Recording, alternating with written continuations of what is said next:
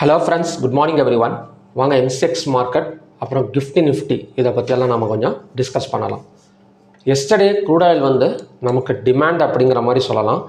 Yesterday morning வந்து API வந்து எந்த மாதிரி எஸ்டிமேட் பண்ணியிருந்தாங்க அப்படின்னா, ஸ்டோரேஜ் வந்து அதிகமாக இருக்குது அப்படிங்கிற மாதிரி எஸ்டிமேட் பண்ணியிருந்தாங்க. பட் வந்திருக்கிற ரிசல்ட் வந்து நமக்கு வந்து டிமாண்டு தான் வந்திருக்கு. அதாவது ஸ்டோரேஜ் வந்து கம்மியாக இருக்கிற மாதிரி தான் ஒரு டிமாண்ட் ரிசல்ட் வந்து கொடுத்துருக்காங்க.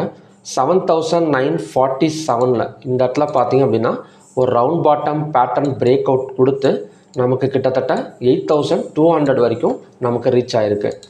இது வந்து கண்டினியூவேஷன் ஆகுமா அப்படின்னு கேட்டிங்க அப்படின்னா, இன்றைக்கி வந்து ஒரு $0.72 மட்டும் நமக்கு வந்து நெகட்டிவில் WTI க்ரூட் ஆயில் வந்து போயிட்டுருக்கு. ஓகேங்களா? ஸோ நெக்ஸ்ட்டு ரெசிஸ்டன்ஸ் எந்த இடத்துல எடுக்கும் அப்படின்னா இந்த ஜோன்.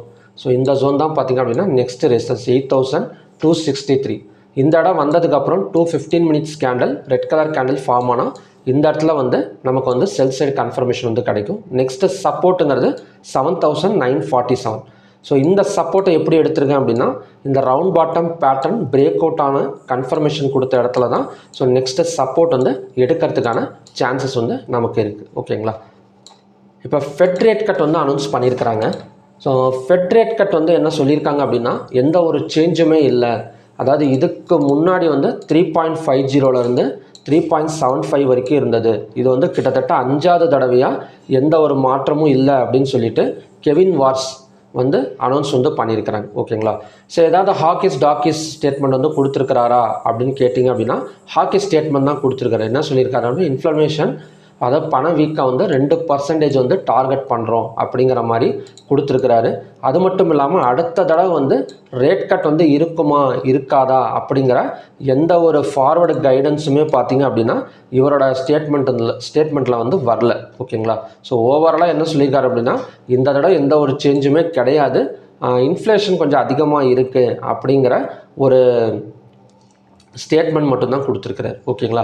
ஸோ இதனால் என்ன நடக்கும் அப்படின்னா, ருப்பி மீது அழுத்தம் இருக்கலாம். அதாவது ருப்பி மறுபடியும் வந்து ஒரு வீக் லெவலுக்கு போகிறதுக்கான சான்சஸ் வந்து இருக்கலாம். ஓகேங்களா? ஸோ மற்றபடி நமக்கு பேங்க் நிஃப்டி இதெல்லாம் பார்த்திங்க அப்படின்னா ஒரு அப் அண்ட் டவுன் தான். அது மட்டும் இல்லாமல் கோல்டு சில்வர்லாம் கொஞ்சம் புல்லிஷ் சைடு வந்து நாம் வந்து எதிர்பார்க்கலாம். ஸோ ஓகே ஃப்ரெண்ட்ஸ், பார்க்கலாம் எந்த மாதிரி வந்து நடக்குது அப்படின்னு. நெக்ஸ்ட் வந்து நேச்சுரல் கேஸ்.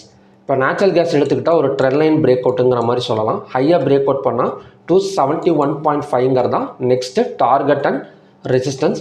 சப்போர்ட் எடுக்கணும் அப்படின்னா இந்த லோ, அதாவது இதுக்கு முன்னாடி ஒரு லோ 254 வந்து ஒரு லோ எடுத்திருந்தது. அந்த இடம் வந்து ஒரு டபுள் பாட்டம் சப்போர்ட் வந்து ஒர்க் அவுட் ஆகக்கூடிய சான்சஸ் வந்து இருக்குது.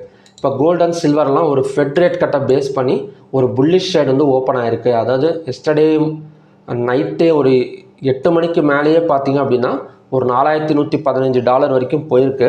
ஸோ மறுபடியுமே பார்த்திங்க அப்படின்னா இன்றைக்கி வந்து ஒரு $12 பக்கம் ஒரு பாசிட்டிவ் ஓப்பனிங் தான். ஸோ கூடிய சீக்கிரம் $4140 வரைக்கும் வரதுக்கான ஒரு பாசிபிலிட்டிஸ் இருக்குது. இப்போ கோல்டு எடுத்துக்கிட்டோம் அப்படின்னா ஹையாக பிரேக் அவுட் பண்ணாலே நமக்கு எப்படியும் ஒரு சின்ன ஒரு கேப் அப்பில் தான் ஓப்பனிங் கொடுக்கும். ஹையாக பிரேக் அவுட் பண்ணாலே ஒரு 1,43,458 தான் நெக்ஸ்ட்டு டார்கெட் அண்ட் ரெசிஸ்டன்ஸ் கோல்டை பொறுத்த வரைக்கும். நெக்ஸ்ட்டு சப்போர்ட்டுங்கிறது 1,40,571. அடுத்தது வந்து சில்வர் பார்க்கலாம். ஸோ சில்வர் ஆல்மோஸ்ட் எஸ்டர்டே வந்து நமக்கு வந்து ஒரு 1639 பாயிண்ட்ஸ் பாசிட்டிவில் தான் க்ளோஸ் ஆகிருக்கு. அது மட்டும் இல்லாமல் இந்த இடத்துல பார்த்திங்க அப்படின்னா டபுள் பாட்டம் சப்போர்ட் வந்து எடுத்திருக்கு. அதாவது இந்த ஜோனில் ஒரு டபுள் பாட்டம் சப்போர்ட் வந்து எடுத்திருக்கு. இதோட நெட்லைன் நம்ம ட்ராப் பண்ணோம் அப்படின்னா 2,19,018. ஸோ இதையும் பிரேக் அவுட் பண்ணால் 2,22,621 வரைக்கும் வந்துட்டு இந்த இடத்துல ரெசிஸ்டன்ஸ் எடுக்கிறதுக்கான சான்சஸ் வந்து நமக்கு வந்து இருக்குது. ஓகேங்களா? அடுத்தது வந்து காப்பர் பார்க்கலாம். இப்போ காப்பர் எடுத்துக்கிட்டால் ஸோ காப்பருக்கு மட்டும் ஒரு செல் சைடு கன்ஃபர்மேஷன் தான் ஆயிருக்கு. இதோட செல் சைடு பிரேக் அவுட் பாயிண்ட்டுங்கிறது 1316.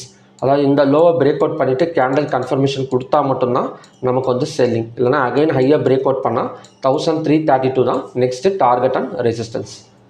ஓகேங்களா? ஸோ ஓகே ஃப்ரெண்ட்ஸ், இதான் பார்த்தீங்கன்னா எம்சிஎக்ஸுக்கான மார்னிங் கண்டிஷன்ஸ். பார்க்கலாம் கோல்டு சில்வர் ஸோ ரெண்டுமே நமக்கு வந்து பாசிட்டிவில் போய்ட்டுருக்கு. ஸோ க்ரூட் ஆயிலோட ரெசிஸ்டன்ஸ் வந்து 8,263. அடுத்தது வந்து நிஃப்டி பார்க்கலாம். நிஃப்டி பெரிய அளவில் பாதிப்பு இல்லைங்க. அதாவது ஃபெட் ரேட் கட்டுங்கிறது அன்சேஞ்சுடுங்கிறது எல்லாத்துக்குமே ஓரளவு ப்ரிடிக்ஷன் பண்ண முடிஞ்சது தான். ஏன்னா நடந்திருக்கிற ஒரு சிச்சுவேஷனை வச்சு பார்க்குறப்ப இன்ஃப்ளேஷன், அதுக்கப்புறம் பார்த்திங்கன்னா இன்ட்ரெஸ்ட் ரேட் கட் இதுக்கு முன்னாடி நடந்தது. ஸோ இதெல்லாம் வச்சு பார்க்குறப்ப அன்சேஞ்சடுங்கிறத நம்மளால் வந்து ஈஸியாக ப்ரிடிக்ஷன் பண்ண முடிஞ்சது. அதனால் பெரிய நிஃப்டி ஒரு பெரிய நெகட்டிவோ பாசிட்டிவாலாம் கிடையாது.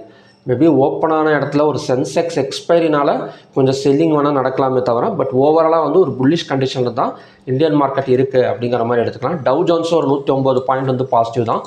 MSCI குளோபல் இண்டெக்ஸும் ஒரு 5.80 பாயிண்ட்ஸ் பக்கம் பாசிட்டிவ் தான். ஏன்னா குளோபல் இண்டெக்ஸ் இப்போதைக்கு விழுவாதுன்னு நினைக்கிறேன். ஏன்னா KOSP ஜப்பான் மார்க்கெட்டெல்லாம் முந்தானேற்று தான் ஒரு பெரிய ஃபால் வந்து நடந்தது. முந்தானேற்றுன்னு கிடையாது, எஸ்டர்டே தான் கொஞ்சம் ஃபால் வந்து நடந்து கொஞ்சம் ரெக்கவரி ஆகிட்டு இருக்கு. இப்போ உடனே மறுபடியும் ஒரு ஃபால் நடக்குமாங்கிறது டவுட்டு தான். அதனால் குளோபல் மார்க்கெட்டை பொறுத்த வரைக்கும் கொஞ்சம் பாசிட்டிவ்லாம் மெயின்டைன் ஆகும். நெக்ஸ்ட் வந்து ADR values Infosys, HDFC bank, Wipro, ICICI மட்டும்தான் கொஞ்சம் நெகட்டிவில் இருக்க தவிர மற்றது எல்லாமே வந்து நமக்கு வந்து பாசிட்டிவில் இருக்குது. ரிலையன்ஸும் 0.22% வந்து பாசிட்டிவ். பட் அந்த அளவுக்கு ஒரு பெரிய பாசிட்டிவ்னு சொல்லிட முடியாது. பட் ஓரளவு வந்து நமக்கு பாசிட்டிவில் இருக்குது. ஸோ எல்லா மார்க்கெட் இப்போ இந்த டேட்டாஸாக இருக்கட்டும், ஒரு ஃபெட் ரேட் கட் அன்சேஞ்சடுங்கிறது டேட்டா, இது எல்லாமே வந்து நமக்கு வந்து ஒரு புல்லிஷ் அப்படிங்கிற மாதிரி சொல்லலாம். பட் சென்செக்ஸ் எக்ஸ்பைரினால் கொஞ்சம் வாலட்டிலிட்டி இருக்கலாமே தவிர, பட் ஓவராலாக வந்து நமக்கு வந்து ஒரு புல்லிஷ் கண்டிஷன் தான். ஸோ ஓகே ஃப்ரெண்ட்ஸ், பார்க்கலாம் எந்த மாதிரி வந்து நடக்குது அப்படின்னு. இப்போ க்ரூட் ஆயில் ஃபஸ்ட்டு வந்து இந்த இடத்த வந்து ரெசிஸ்டன்ஸாக பார்க்கலாம். ஓகேங்களா, 8263 ஒரு டபுள் டாப் ரெசிஸ்டன்ஸாக வந்து பார்க்கலாம். இது பிரேக் அவுட் ஆகட்டும். ஸோ ஈவினிங் ஏதாவது பிரேக் அவுட் ஆனாங்கன்னா ஈவினிங் வீடியோவில் வந்து நான் வந்து அப்டேட் பண்ணுறேன். இல்லைனா இதோட லெவல்ஸ் வந்து டெலிகிராம் சேனலில் வந்து அப்டேட் பண்ணுறேன். என்னோட ஒரிஜினல் டெலிகிராம் சேனல் லிங்க் வந்து பார்த்திங்க அப்படின்னா வீடியோ டிஸ்கிரிப்ஷனில் தான் இருக்குது. ஓகேங்களா, என்னோட நேம்லேயே என்னோட ஃபோட்டோ வச்சு நிறைய ஃபேக் டெலிகிராம் சேனல் இருக்குது. ஸோ அதெல்லாம் பார்த்திங்க அப்படின்னா நாங்கள் பணத்தை டபுள் பண்ணி தரோம், அப்புறம் வந்து நாங்கள் கால்ஸ் கொடுக்குறோம், அது பண்ணுறோம் இது பண்ணுறோன்னு சொல்லிட்டு அமௌண்ட்டு கேட்பாங்க. ஸோ யாருக்கும் தேவையில்லாமல் அமௌண்ட்டெல்லாம் அனுப்பிடாதீங்க. ஓகேங்களா, என்னோடய நம்பருக்கு ஃபோன் பண்ணி கேளுங்க. ஸோ அப்படியே யாராவது உங்களுக்கு ஃபேக்காக அந்த மாதிரி அப்ரோச் பண்ணாங்க அப்படின்னா வீடியோ கால் வர சொல்லுங்கள். ஸோ வீடியோ கால் வர சொன்னாலே போதும், அவங்க ஃபோனை கட் பண்ணிவிட்டு போயிடுவாங்க. இல்லைனா மெசேஜை ஸ்டாப் பண்ணிடுவாங்க. ஓகேங்களா, ஸோ கேர்ஃபுல்லாக இருக்கிறது நம்ம பொறுப்பு தான். ஸோ ஓகே ஃப்ரெண்ட்ஸ், மறுபடியும் பார்த்திங்க அப்படின்னா இன்னொரு நல்ல ப்ரிடிக்ஷன் வீடியோட நான் உங்களை மீட் பண்ணுறேன். Thank you very much.